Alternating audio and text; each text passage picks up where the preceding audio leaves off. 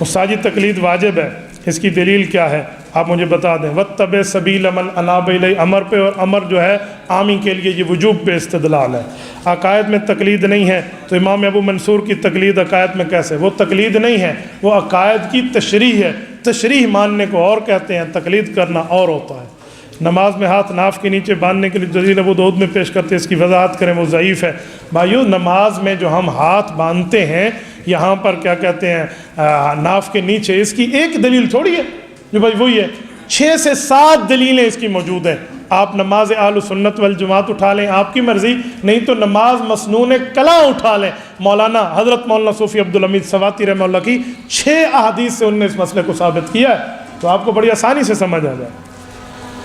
غیر مقلدین امام مالک کی بنسبت امام صاحب کے شاگرد ہیں، ان کی تقلید کیوں نہیں کرتے؟ بھئی غیر مقلدین تو کسی کی بھی تقلید نہیں کرتے، صرف امام مالک کی بات نہیں ہے، وہ نہ امام شافعی کی مانتے ہیں، نہ امام احمد کی مانتے ہیں، نہ امام حنیفہ کی مانتے ہیں، نہ امام مالک کی مانتے ہیں۔ شرح عقائد میں لکھا ہے کہ اگر کوئی ولی فاسق اور اس کو معزول نہیں کیا جا سکتا، اس پر حضرت حسین کیوں نکلے تھے یزید کے خلاف؟ بھئی ایک فاسق و فاجر کو معزول نہیں کیا جا سکتا تو ٹھیک ہے، لیکن سوال یہ ہے کہ فاسق و فاجر کہ ابھی تعین ہو رہا ہو، ابھی اس کی خلافت کا استقرا ہوا ہے یا نہیں ہوا، اس دوران تو اعتراض کیا جا سکتا ہے۔ حضرت حسین رضی اللہ عنہ تو ابتدا میں اس کا انکار کر دیا تھا، اس لیے حق امام حسین کے ساتھ ہے، ہم یزیدی نہیں ہیں۔ مجتہد فی المذہب کا بھی اجماع سے بھائی مجتہد مطلق کی بات ہے، مجتہد مذہب کی نہیں ہے۔ رفع یدین نسخ اجتہادی ہے یا نسخ منسوس ہے؟ اگر اجتہادی ہے تو جابر سمروں کی روایت پیش کرنا نہیں ہے، قطعی ہے۔ اس کے بعد امام شافعی، میرے دوستو بات سنو، یہ نسخ اجتہادی ہے، نسخ منسوس نہیں ہے، لیکن مسئلہ یہ ہے جب امام شافعی رحمہ اللہ سے ہماری بات ہے تو ہم نسخ اجتہادی کو پیش کر دیں، وہ بھی مجتہد، ہمارے امام بھی مجتہد، بات ٹھیک ہے۔ غیر کا مقلد جو ہے اس سے گفتگو کرنے کا طرز اور ہے، اس کے سامنے حضرت جابر ابن سمرہ رضی اللہ عنہ والی ہم روایت پیش کرتے ہیں کہ وہ تو اس کو نس کا مسئلہ بنا چکا ہے، وہ تو مجتہد نہیں ہے۔ آپ غیر مقلد کو شافعی سمجھتے ہیں کہ میں اس کے سامنے اجتہادی کا مسئلہ لے کر آؤں، جب وہ خود کو اس طرح کی بات کر کے مجتہد نہیں بلکہ نصوص کے مسئلے پہ لائے گا تو ہم بھی بطور نس پیش کریں گے تاکہ اس کا عقل ٹھکانے آ جائے۔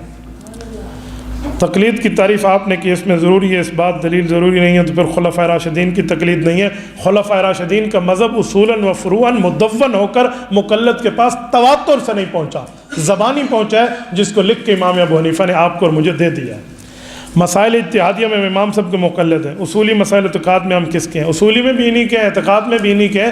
تشریح ابو منصور ماتوریدی رحمہ اللہ نے کی ہے، تشریح کرنا اور ہوتا ہے، مقلد سب کچھ وہی ہے، لیکن عقائد میں تقلید نہیں ہوتی، مسائل میں تقلید ہوتی ہے۔ وَلَا تَقْفُ مَا لَيْسَ لَكَ بِهِ عِلْمٌ، یہ آیت بظاہر تقلید کے مخالف ہے، کیونکہ مقلد کو دلیل کا علم نہیں ہوتا، تو پھر تو ڈاکٹر سے انجیکشن بھی نہ لگائیں، آپ کو انجیکشن کا علم نہیں ہوتا، بیماری میں مرتے رہو آپ۔ پائلٹ پر آپ کو سفر کرنا جہاز میں جائز نہیں ہے کہ آپ کو جہاز اڑانے کی دلیل کا نہیں پتہ، ٹھیک ہے؟ آج کے بعد حج پہ جانا حرام ہے، یہ فتویٰ ٹھونک کر آپ بھی لکھ دیں، بسم اللہ کریں، وَلَا تَقْفُ مَا لَيْسَ لَكَ بِهِ عِلْمٌ، وَلَا تَقْفُ مَا لَيْسَ لَكَ بِهِ عِلْمٌ کا یہی مطلب ہے۔ 1400 سال سے آیت قرآن میں موجود ہے، کسی دنیا کے اہل علم نے اس سے یہ استدلال کیا ہے جو آپ نے کیا ہے؟ آپ کے اس استدلال کو تو لکھ کر کسی عجائب گھر میں لگا دینا چاہیے کہ ماشاءاللہ کتنا بڑا زبردست آپ نے جو ہے نا قیاس کی بھی ماں میں نے کر کے رکھ دی ہے۔ کس طرح پتہ چلے گا کہ مجتہد کی دلیل ہے؟ اگر مجتہد دلیل پر مطلع ہوتا ہے تو مفتب ہے، تو بھائی مجتہد سے اگر آپ کو زیادہ مسئلہ ہے تو پوچھ لیں یا عالم بن جائیں تو آپ کو ساری باتیں سمجھ آ جائیں گی۔ آپ ڈاکٹر کو کہیں گے کس طرح تم مجھے یہاں لگاؤ گے، آپ کو پتہ ہے رگ نہیں ہے یہاں گوشت ہے، کیسے پتہ؟ وہ کہے گا ڈاکٹر بن جا، تو آپ بھی ڈاکٹر بن جائیں، عالم بن جائیں، پتہ چل جائے گا۔ اتنی جلدی نہیں ہے بھائی ایکسیلیٹر پریزا۔